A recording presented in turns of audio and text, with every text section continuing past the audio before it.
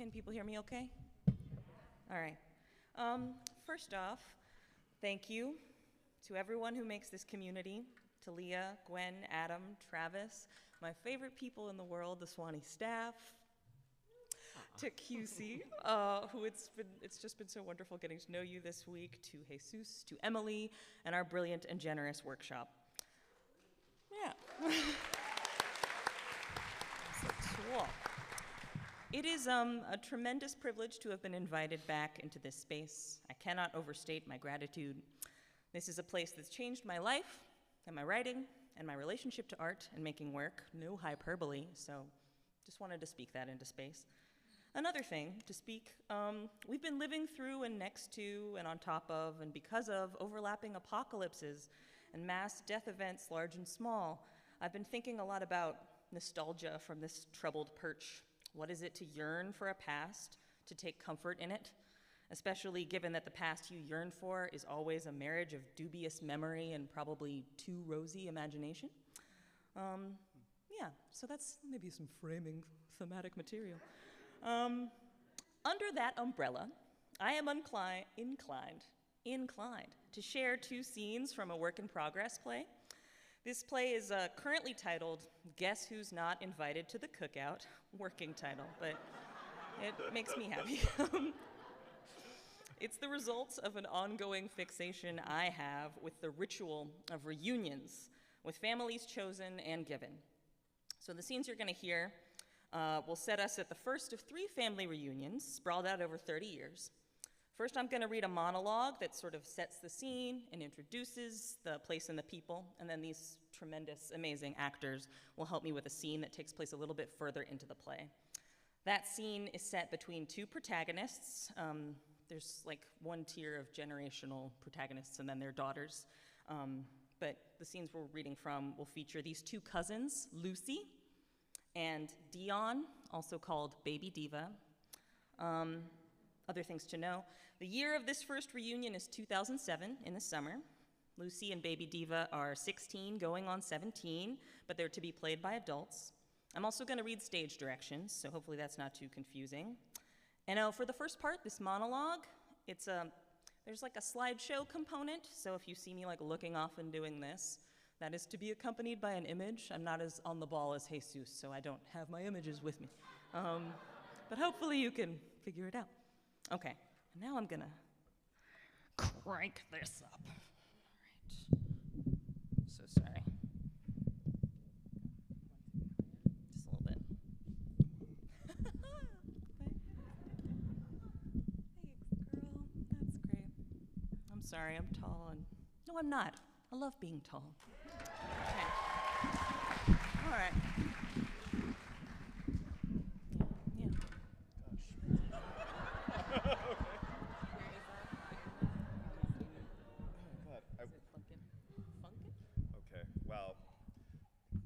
Career in tech for me, okay?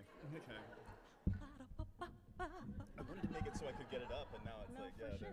Yeah. I'm sitting mostly for them. Okay. This is actually all part of the magic.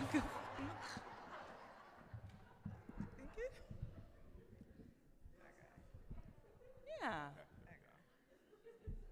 And if you get in trouble, you just come over by me, okay? Thank you. Oh, we love it. Okay. All right.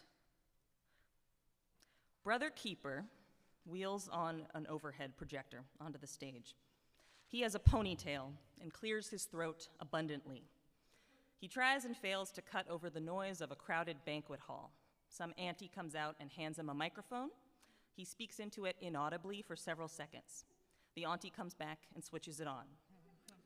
As he speaks, we should become slowly aware of a leak in the ceiling behind him. It is a drip at first, but it gets more noticeable as he goes on, becoming a big bulb of moisture. Have fun, designer.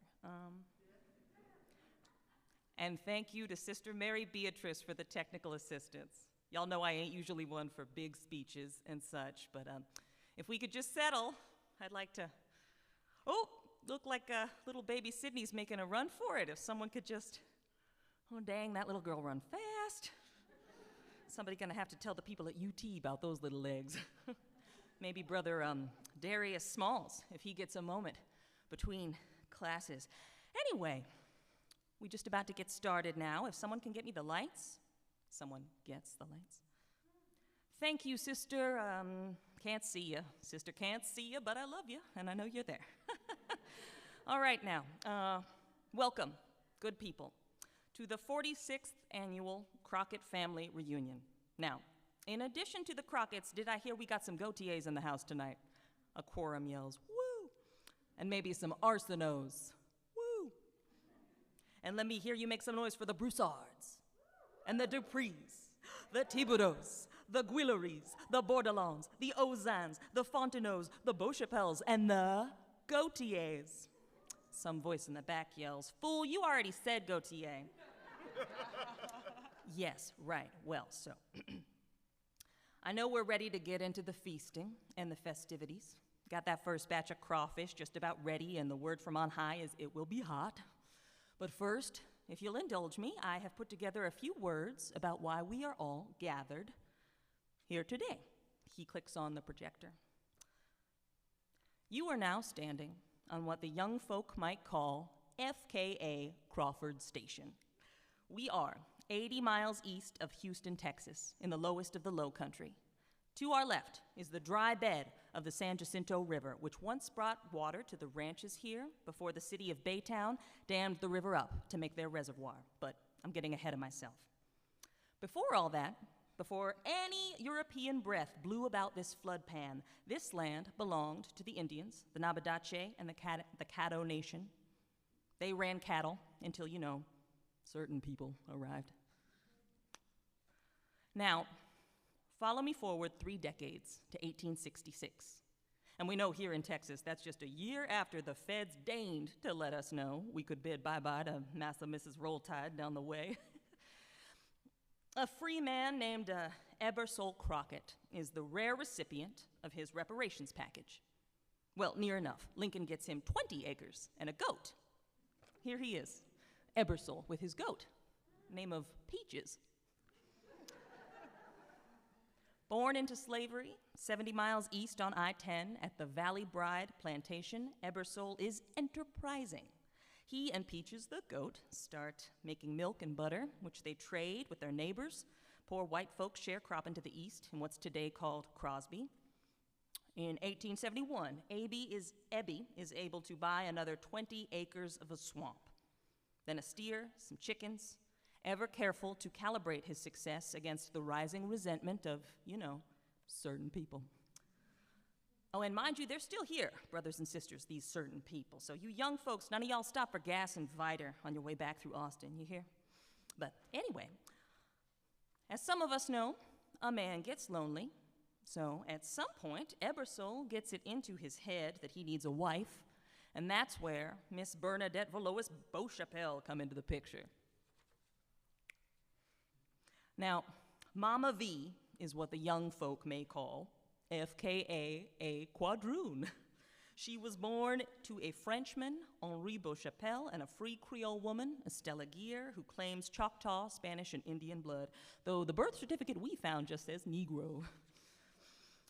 Remember now that Spain held Louisiana State all the way till 1802, so we had a lot of mixing and matching, but I'm getting behind myself. It's my opinion that not a lot of people could have handled pioneering, building a world from the bottom up.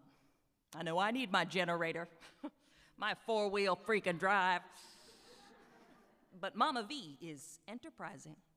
She responds to an ad Ebby places in a New Orleans paper, hops into some cousin's jalopy, and sight unseen, this Creole queen agrees to marry a man she's never even met. Was she running from or toward something? What I hate is that we'll never know. They had 11 children, Ebersol and Mama V, and with those 11 children, or the 9 who lived to adulthood anyway, they build a cattle ranch, a dairy farm, and in short, survive so well they attract a Josephite preacher who builds a church, which attracts a congregation, who build a post office, which attracts a zip code. In 1914, Crockett Station has a population of 6,000 ranchers and small businessmen. In 1916, they bury the founder, throw Ebby a big parade, but then the luck turns. picture's coming fast now. In 1917, Governor Hobby sets to building the East Texas Highway, which will slice through the top of Crockett. And the highway brings competition. Cheaper goods from Arkansas and Oklahoma undercut our prices. In 1928, concerned citizens of Crockett elect an alderman called Samuel Dip Collins, who takes his idealistic ass to Austin to demand price caps for the local farmers. Uninspired, certain people promptly redraw the electoral map to juke Crockett out of its, democracy. And they don't stop there. For our complaining, we get the raid on the city in 32, followed by the lynching of young Maria Thibodeau in 37, then, of course, World War. While our bravest Bordelons and Guilleries are putting around the Pacific Theater, their land is being snatched up by the factory farms. In 53, they find oil south of town, runoff from the Permian Basin, but the red-lined map says we can't have it, so Exxon puts a pipeline right under Main Street there. Of course, they won't take nobody black at their Baytown refinery till 67, and even then, only the lightest and brightest make the line. But they do render the remaining farmland arid with their drilling. Yeah, so you can still see the sediment rising in the soil. Now, this is all to say, to tell the story of Crockett in two nouns, we stand, you stand, on land, defined by endurance and loss, losing endurance, enduring loss. By 78, our population has dwindled down to 900, and down and down and down it goes, because we got these corporations with their lawyers saying we can't farm and we can't drill and we can't vote, and sorry, that's the law. In 94, the town is unincorporated, but what we don't tell the tax man is some of us still here, tending to the house that a free man built with his own two hands 143 years ago. Anonymous loudmouth number 1. Hey, old brother keeper, how long's the history lesson? Because I got a bunch of kids trying to eat here today. Oh, okay, all right now. I suspect that saucy mouth belongs to a Beau Chapelle. Okay, y'all hungry? If you'll just bow your heads for me right quick. In the name of the Father, the Mother, and the Holy Goat, Peaches. In the name of sea bugs and struggle, and in the spirit of standing on soil, broken soil that made all y'all. The big moisture bulb in the ceiling bursts. Water runs down the wall. Aunties come to attend to it. Brother keeper gets wet. The water's dirty. Shift. Now everyone in the cast proceeds on stage in a single file line and faces out. They eat with their fingers from loaded plates. This next little bit of text is all overlapping. I'm just going to try to create some cacophony for you. Girl, you got so tall. Girl, you got so skinny. Ain't they feeding you out west? Up north. And I heard she left his ass at the airport. Baby, too? Lord have mercy. And I say to the pastor, if y'all want the full support of this vestry, you better not be taking no weekend trips to Montego Bay. No, sir, not on my tithe. Now me, I never thought the day would come. I ain't even vote. Said this man ain't have a chance. Ain't no way these white people gonna let one of us live in their house. Don't say that, Bernice. It's true. I don't like to say it, but it's true. Duke, that's right. Almost Ivy League. Morehouse, yeah. His daddy proud. Wish Ebby Jr. could have lived to see the day. Ain't it the truth? Ain't it the truth? Ain't it the truth? Bird song. And now we'll skip a little while later and be in scene. Okay. A little while later. Baby Diva, Lucy, and the Hizza sit by the cars. Baby Diva's in her phone for a good 15 seconds.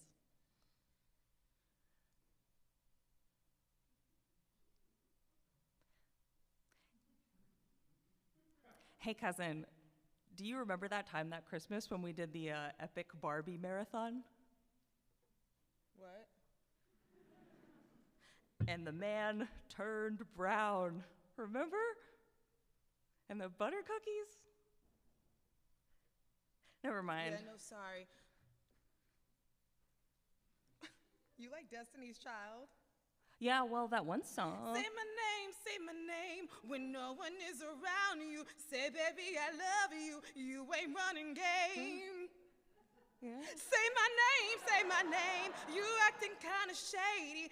Ain't calling me baby, why the sudden change? You have a good voice. You know her mama gets her hair done at the same place my mama does? Her name is Tina Lawson. I don't know why it's not Knowles. When do your braces come off? Oh, October, I think? Wait, so you gonna have them on at college? Just the first part, but yeah. That ain't right. I mean, in my opinion, you should see about moving that up. Maybe I will, yeah. You relax your hair? What? Your mama. Does she ever get you a perm for your hair? Or do you wear it natural like that all the time? I get a perm every few months, but I'm trying to. Every few months? Baby Diva sets to doing Lucy's hair.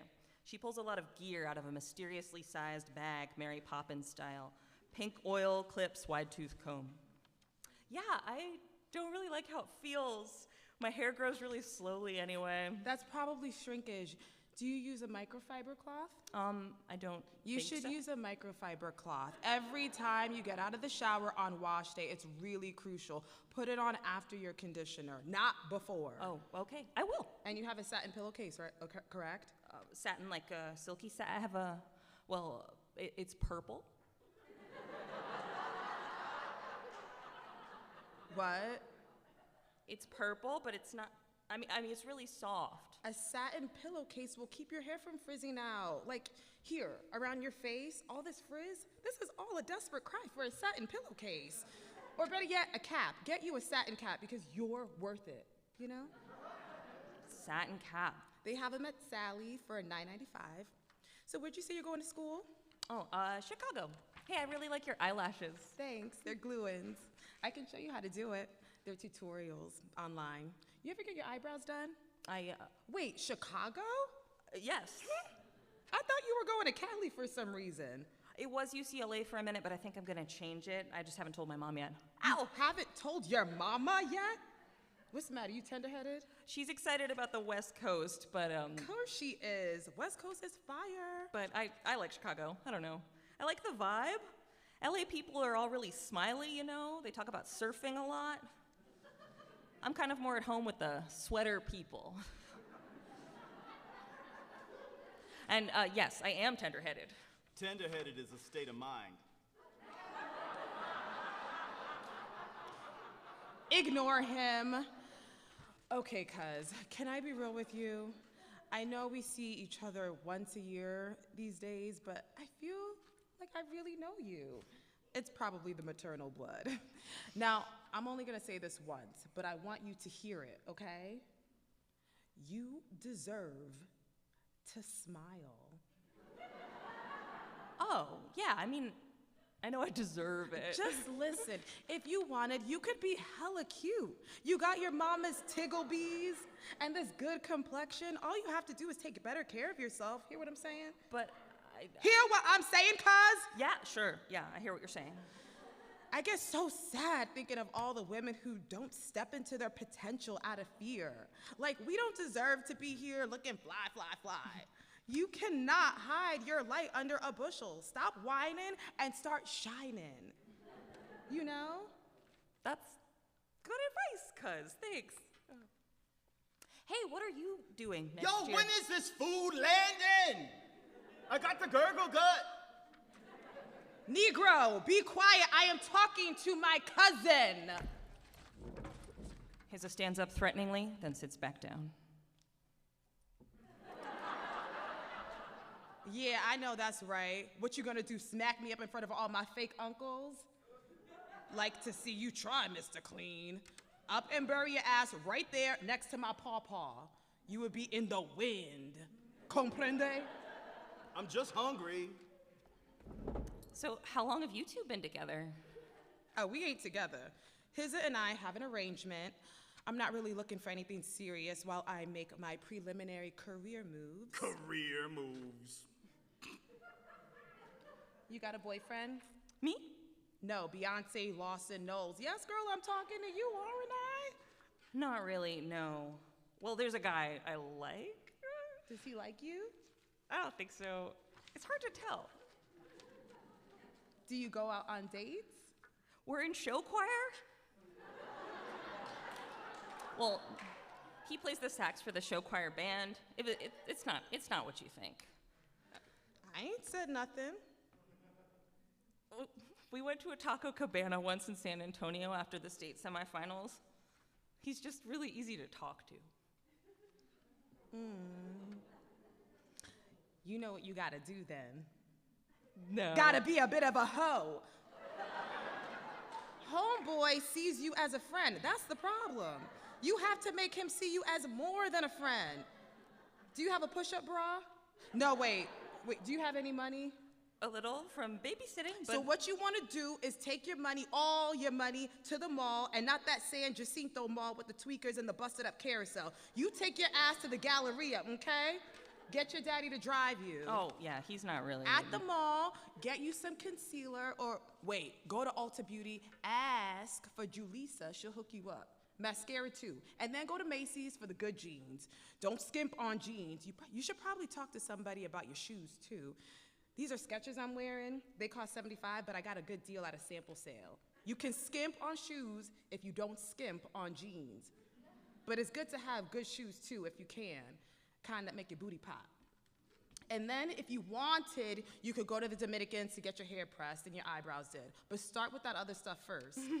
Okay. Your priorities should be face, jeans, shoes, hair. No wait. Face, jeans, hair, shoes. All right. Yeah, a lot to consider. Nah, girl. Ain't no consider.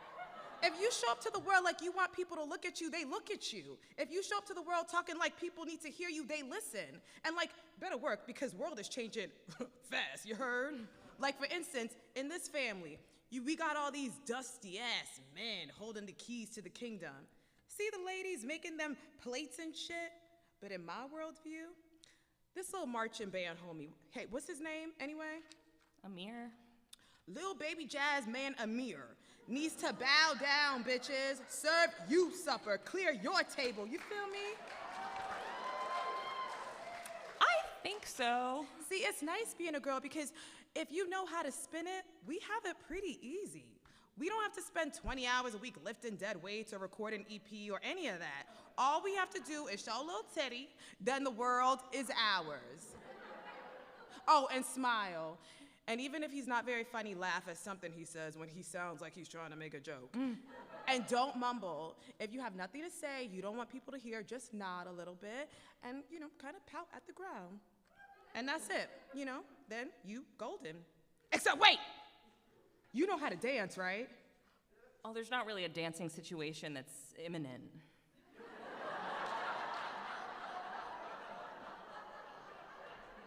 Crossword, you slay me.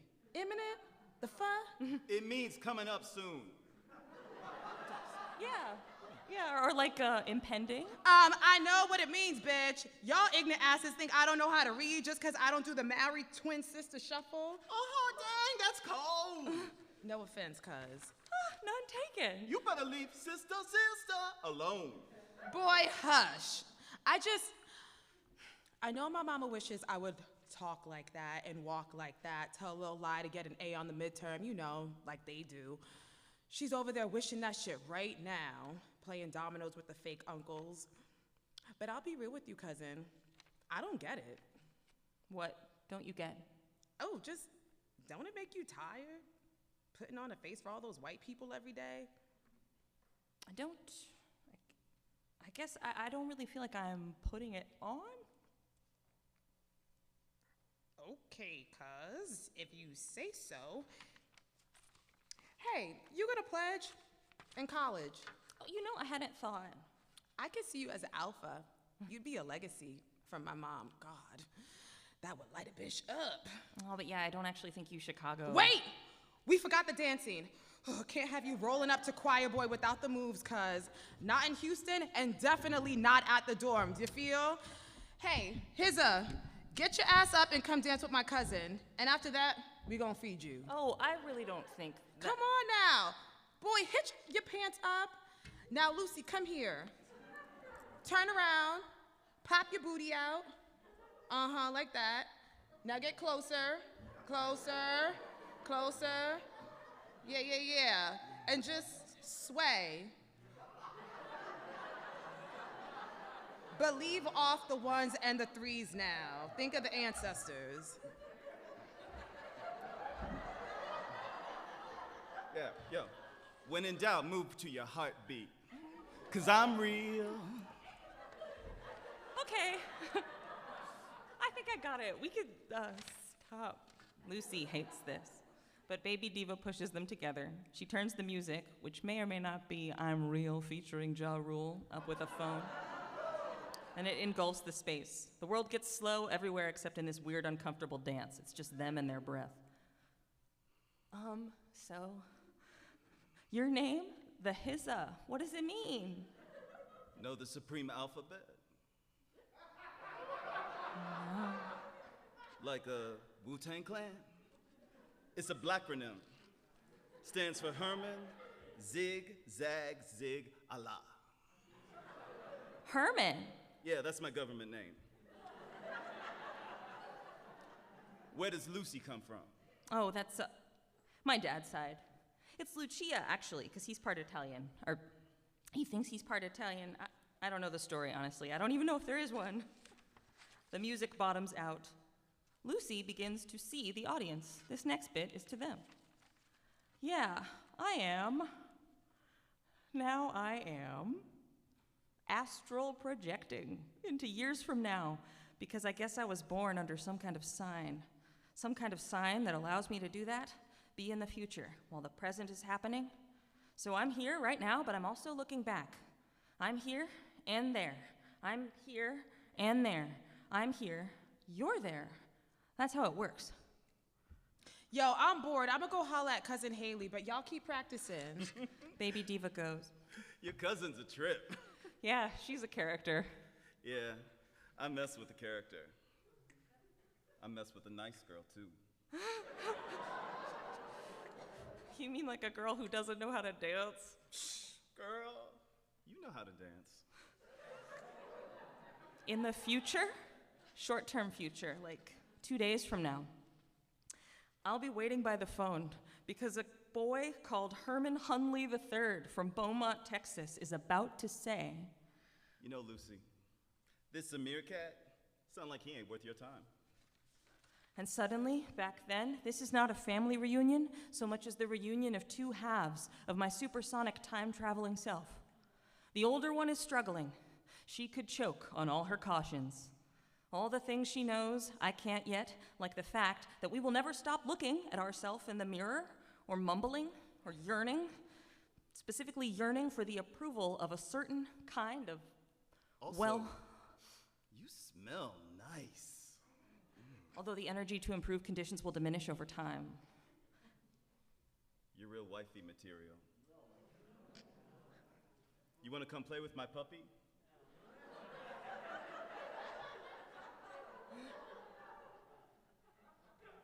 His name is Peaches. I lose a word for a minute, and the word is no. I mean, yeah, I do. The Hizza and the puppy and Lucy go off together, and we'll end there. Thank you.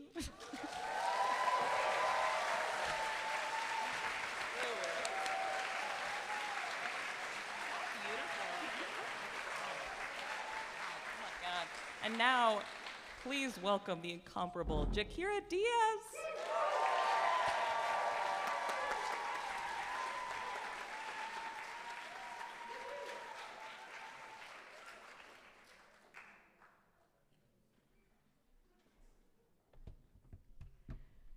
Hi.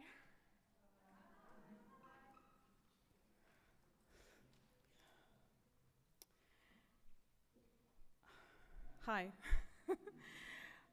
First, I want to thank you all for coming and sharing this space with us. This is my 4th time at Sewanee.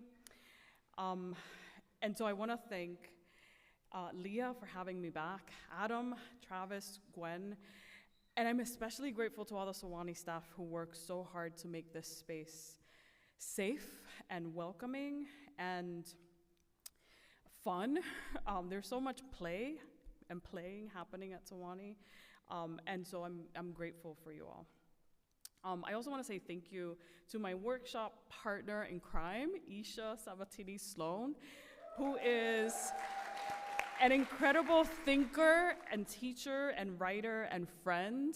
And if you haven't bought all her books, go out and get them. You don't know what you're missing. And thank you to our nonfiction workshop, a bunch of geniuses. It's been a pleasure to be in your company as we learn and play and laugh together.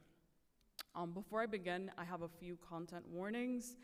I'm going to be reading work that has mentions of police violence, murder, guns, death of a child, racialized violence, depression, suicidal ideation, all the content warnings. So if you need to leave now or at any time during this reading for whatever reason, please feel free to do so. I won't take offense. Take care of yourselves. I've been thinking a lot about archives over the last couple of years as I work on a novel about real people. My father's best friend, my godfather, who was murdered by police in Puerto Rico. And yet, even though the novel explores this story, I keep returning to the archives and to the truth, which in this case are not the same. Even though I wrote a whole novel about it, it still feels like I'm leaving so much unsaid. So now I'm returning to this history in a work of nonfiction. History, as Isha Sabatini-Sloan reminded us in her craft talk earlier this week, is written by victors. In these times of fascism and surveillance and transphobia and genocide in Gaza and erasure, we are called to witness. But witnessing is not enough. We are called to action, to hold our governments accountable, to use our voices and our bodies and our art. I often think of teaching as activism, and I like to remind my students that the work we are called to do in creative nonfiction is often much larger than ourselves. A work of nonfiction can attempt to repair the violence of the archive, and whether it succeeds or fails, that work of nonfiction, once it exists in the world, is a record. It becomes part of the archive. And as we continue to do this work collectively, history does not have to be written by the victors. Today I'm going to read from my third book. The second is not out yet. It's going to be out next fall, but I didn't want to read from that. I've spent too much time in that place. But I started this book a few months ago, and some of the shit I just wrote this week, so this is new. I'll be reading two excerpts from two different pieces that are a mix of personal essay and music criticism. But I'm just reading the personal parts, and some of you have heard a version of this or part of this before, maybe here, so thank you for your patience. And this one is titled after a song called Rey el Chino. One night during the fall of 2019, a few days after the release of my first book, I was driving home alone after a reading at a Miami bookstore when I saw flashing lights in my rearview mirror. It was after 10 p.m. on a weeknight, and there were hardly any other cars on the road.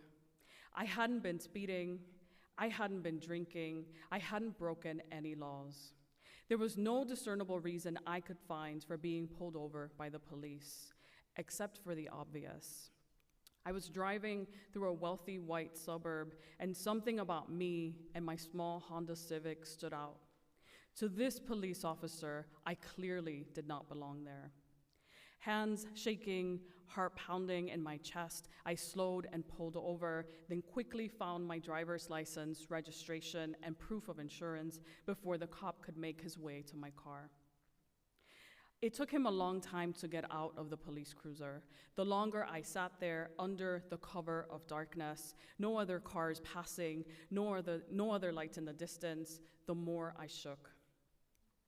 There is a trauma response with which some of us are all too familiar when encountering the police. Anxiety, the urge to empty our bladders. We think, how do I make myself seem smaller, less dangerous? We think, how do I make him see that I'm polite, that I'm complying, that I'm not a threat? We think, how do I stay alive? I held my documents out in front of me, placed the other hand on the steering wheel. I tried to look at his car in my rear view and side mirrors, but the cruiser's spotlight reflecting off them was blinding. Then the silhouette of his uniformed body approaching, his hand reaching for his sidearm, a flicker of movement, the flashlight raised, and soon nothing. I couldn't see anything except the bright hot light in my face, but I knew without a doubt that he had drawn his weapon. I was taught to fear the police. In Puerto Rico, in El Caserío Padre Rivera, the government housing projects where I spent my childhood, the police were part of our everyday reality. We were a community that was over-policed, under constant surveillance. To them, we were dangerous. Born into poverty, most of us Black and brown, we needed to be controlled, to be kept in line. We learned to avoid them, and when we saw them, to hold our loved ones close. We learned that our bodies, our homes, our spaces did not belong to us, but to them. I grew up hearing stories about Los Camarones, freezing, hiding, running when I saw them pull up ready to storm the building next door. I grew up hearing about Rey el Chino, my godfather who was killed by Los Camarones when I was a baby. According to our neighbors, the cops took him as the whole block gathered outside, beat him as the crowd watched helplessly as they called for them to stop. Then Los Camarones shot him twice in the groin and tossed him in the back of the cruiser, where he eventually bled out. Everyone talked about it. Everyone knew. A few years later, in 1984, Pedro Conga, who'd grown up in our neighborhood and later became a salsa band leader with international acclaim, released a single called Rey el Chino. The song opened with 2 shots. The police report and the death certificate, the official records, listed the cause of death as accidental. Accidental. I don't remember what I said to the cop that night in Miami. He asked if I lived in the neighborhood. I thought of my partner, alone in the small apartment we shared in Montreal. He asked where I was coming from, where I was going, how to explain that I was a writer, that I'd just come from reading from my book to a crowd of strangers. Would he believe me? I thought I would piss my pants. I held it hard. I thought of my mother in her bed, asleep by now, the message in my voicemail when I didn't answer earlier because I'd been running late to the reading. Whatever I said, he believed because he said goodnight, walked back to his car and drove away, left me sitting there, breathing, shaking. I am a Black Puerto Rican woman with a white mother, with light skin, and more often than not, people don't read me as Black. Miami is a city made up of mostly white Latina people, and the truth is, when he looked at me, this white cop did not see a Black woman, so he did not consider me dangerous. If he'd read me as Black, he might have read my Blackness as a threat. Maybe I wouldn't have made it home. Maybe my trembling hand, my inability to control my own body would have been enough for him to see me as someone to fear, someone to be kept in line. But that night, I wasn't shot by the police. I got to walk away, shaken, yes, but alive. I am the Black daughter of a white woman, which means that in my family tree, there are colonizers as well as colonized people, and I carry this violence in my body. I see it in the mirror every day. The official records listed Rey el Chino's cause of death as accidental, but the official record, what I find in the archive, is a lie. The archive does not take into account an entire community who stood outside and watched as the police captain pulled out his weapon, as he pulled the trigger. There is nothing in the archive about my 17-year-old mother who was in her bedroom trying to rock her baby girl to sleep when she heard the 2 shots. Nothing about my father, a college student in his 20s, who was walking back from the corner store with a gallon of milk and some diapers when he heard the 2 shots. Nothing in the official record about how the police officer who pulled the trigger had been looking for Rey, how according to people in the neighborhood after Rey's death, the cop was heard bragging all over the city, at the barbershop, at La Gallera, about how he was the one who shot Rey el Chino, the one who finally took him down. Nothing about how everyone in El Caserío had a story about where they were on the day Rey el Chino was killed. The Granitos man pushing his cart down the street, the smell of rice and cheese fritters all around the block, how Los Camarones had been watching Rey's partner, waiting for him to show up, that as soon as he started crossing the street, they were on him, 2 unmarked police cars blocking his Honda Civic, and the third, a cruiser with the lights on, siren wailing, screeched to a halt right in front of our building, how every cop on the block had their guns drawn and pointed at Rey. The official record, what the people in power decided is true, what the government has upheld as fact for more than 4 decades, is a lie. What happens to the truth when the official record is a fabrication, when the lie becomes part of the archive, becomes history, and the story of a community, the story of a man's life and death are deliberately erased, forgotten?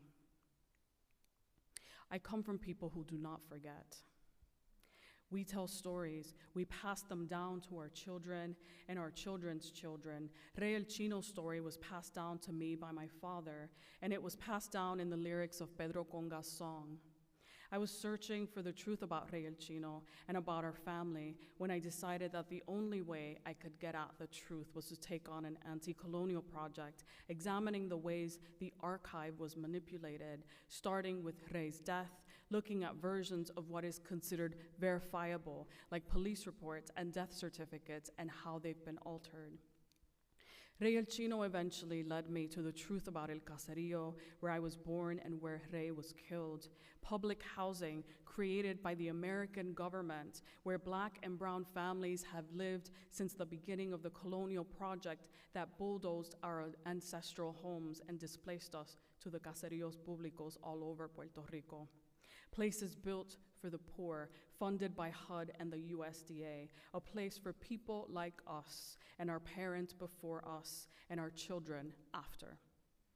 And eventually, this search led me to the truth about our Black family, how before landing in Puerto Rico, we were in Colonia Saint Domingue, the western part of Hispaniola, modern-day Haiti, and before that, France, and before that, somewhere in the African continent, and how in every one of these places, as people were sold off as property, our names were changed, the records changed to reflect whatever they decided our names should be. Amélie, no record of a last name, became Amélie Leduc, became Amelia Laduque, became Amalia Duque. Her children were born free in Puerto Rico, and they inherited Barrio El Duque, a small village founded by free Black people where my grandmother was born. But they also inherited the stories passed down by Amélie, passed down for generations to her children and her children's children, to my grandmother, to me. These stories, not the official record, are the truth.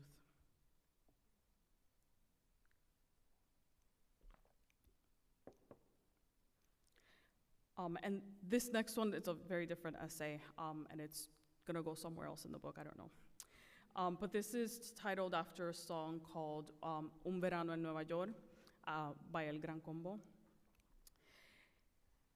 It's 1973 in Los Sures, Williamsburg, Brooklyn, the era of boomboxes, of fires burning down residential buildings, 4 years after Stonewall, and a couple of months after President Nixon announces the US Army's withdrawal from Vietnam. Cano lives in a rented apartment with a handful of roommates, poets and artists like him. The roommates rotate in and out, working class kids in their early 20s, some of them queer, some of them also Boricua. They move from job to job, washing dishes and working double shifts at factories. After work, They dance, they drink, they smoke, they fuck, they fall in love. There are parties and shows and friends to see. New York is where all the poets and artists are, but there is not much time to write, to make art. Gano is 21. For a couple of years, Gano will forget the violence of El Caserío Padre Rivera, the projects in Puerto Rico where he grew up. How one day he was forced to leave everything behind, his whole life spilling out of a single duffel bag. How his mother gave him all of her savings, how she said go, and he went. My father and I didn't really talk about why he was forced to leave Puerto Rico, but the way my abuela always talked around it, I understood that he was running for his life. El Caserío was full of these stories. A man and a woman get involved, except it turns out she's married and he has to run. A drunken argument turns violent, someone ends up in the hospital, and the other person is a fugitive. My father chose to run toward a different version of the future. Weekends with friends sprawled on the floor of their shared living room reading poetry and smoking weed, the world spinning after so many long conversations about Julia de Burgos and Juan Antonio Correger. That summer, as a brutal heat wave falls over the city and New Yorkers flee to the beaches and pools, Gano and his friends have a cookout in the park.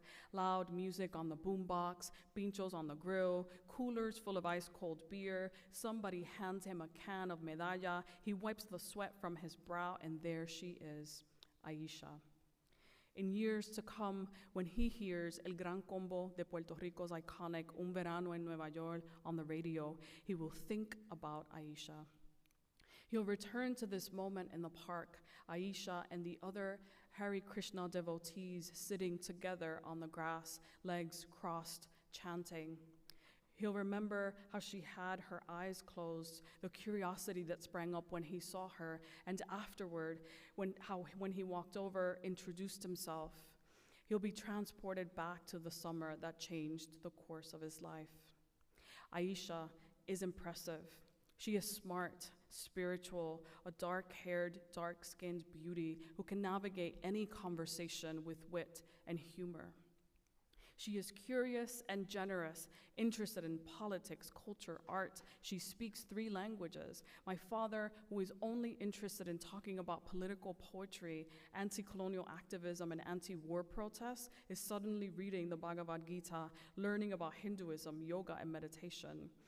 Before long, they're staying up all night talking for hours on the fire escape, sharing their entire lives. She tells him about her family in India and Bangladesh. He tells her about his mother and brother in Puerto Rico. It happens so fast.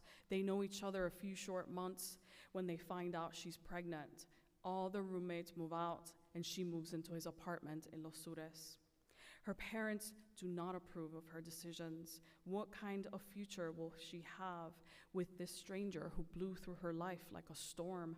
She cuts off contact with them. When the baby comes, they name him Ian.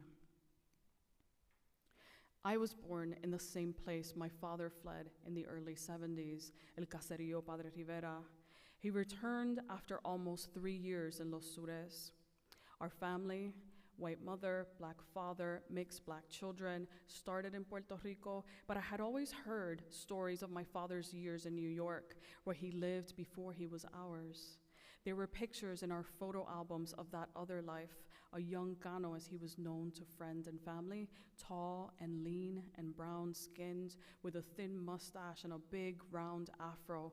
Gano in bell-bottom jeans, a brown leather jacket, walking his dog, a husky named Luna, Gano smoking a joint in the long hallway of his apartment building, Luna flying down the stairs. When I was a teenager, after my parents divorced, my father loved being the center of attention. He loved being adored. And like my mother, like all the women who'd come before and after, I adored him. He was the hero in the narrative of the life I imagined, a story I constructed from his anecdotes, the young college dropout, poet, activist who'd left home in a hurry and landed in New York. My parents had 3 children, my brother, the eldest, me, their middle child, and my younger sister. But when I was a kid, my mother told me about his other family. There had been another woman, and there were rumors of a son. In those days, I always asked my father for stories. Tell me about the husky, about summer in Nueva York, about winter snowstorms. I never asked about that other family, his other son. When I was in my 20s, after we left Puerto Rico, my father and I talked almost every day. We read the same books, stayed up late into the madrugada talking about film and philosophy and art. I'd had a tumultuous and chaotic adolescence marked by cycles of depression, addiction, suicidal ideation, and multiple arrests. And after surviving that, I was sustained by my father's seemingly unconditional love and acceptance. He was proud of me, he reminded me again and again. I could do anything, be anything. I thought we would always be close. In the spring of 2015, we both battled debilitating depression in tandem. We'd never talked about the painful things we said and did to each other during those months. How I yelled, said he was needy, manipulative, how he threatened to take all his prescription sleeping pills at once, then turned off his phone, disappeared for hours, how I called, and after he turned up in a hospital, I stopped calling. How afterward, we didn't speak for weeks at a time. Once, months after he got out of the hospital, trying to feel his way out of the darkness of those quiet days, he apologized for hurting me. I told him I didn't accept his apology, that I never wanted to see him again. I left Miami. Months later, when we finally spoke on the phone, our conversation was quick, lasting no more than a few minutes. The truth was, the silence was more painful than anything he said or done. All I wanted was to find my way back to him, to us. I asked how he was. He said he was okay. He asked how I was. I said I was fine. And that became our routine. He asked how writing was going, how I was. I gave brief updates. I live in Gambier, Ohio now. I live in Madison. I live in Iowa. I live in Montreal. I live in the UK. I'm back in Miami now. I'm moving to Colorado. I'm moving to Las Vegas, a dozen cities in half as many years. What are you running from? He asked me once. When are you going to settle down? I guess he saw something of himself in me. He'd spent his whole life running, moving from place to place, never stopping long enough to see himself clearly. Or maybe seeing himself was exactly what made him run. We came back to each other in small gestures over the course of 6 years, our actions filling the silence. He sent me one of his paintings, a colorful toucan he'd painted for me. I hung it in my living room in Madison and sent him a picture. It was strange, that tropical bird freezing its wings off in the middle of a Wisconsin winter. The bird, I thought, was just like me. Eventually, as my depression lifted, I started to think of our problems as temporary. There would be a way back for us. We'd be able to repair what had been broken. The summer, my father arrives in Los Sures. El Gran Combo de Puerto Rico opens for the Fania All-Stars in a historic performance at Yankee Stadium. They play in front of 40,000 people, a joyful celebration, trombones, trumpets, saxophone, piano, congas, timbales, bongos. Un Verano en Nueva York follows a Boricua visiting the city, hanging with fellow Boricuas at parks, dancing at street parties, like a dream unfolding at the Puerto Rican Day Parade, nonstop revelry, everyone reuniting in this foreign place, family and friends. Summer in New York, we learn, is exactly like Puerto Rico, because here we find our people, our language, and it's like we never left. That same year, what will become known as the Park Slope Riot of 1973 unfolds over 2 days in June.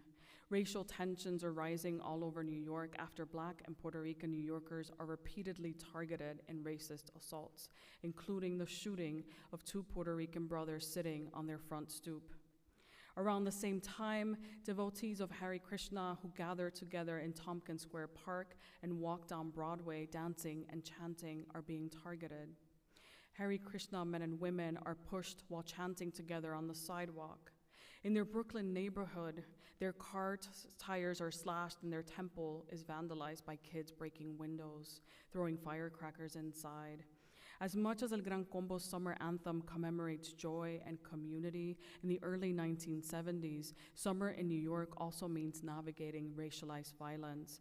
These are things Gano and Aisha have to contend with months later after the birth of their son, as they consider their future and his. Before they met, they were young, invincible, with a whole world waiting to be discovered. Overnight, he is a father, she is a mother, and together they are suddenly responsible for supporting a family. There is no time for yoga or meditation, no time for friends or poetry or anything else.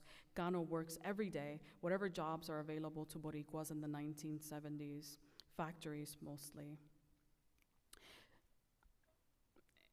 While he's at work, Aisha spends the day at home with the baby.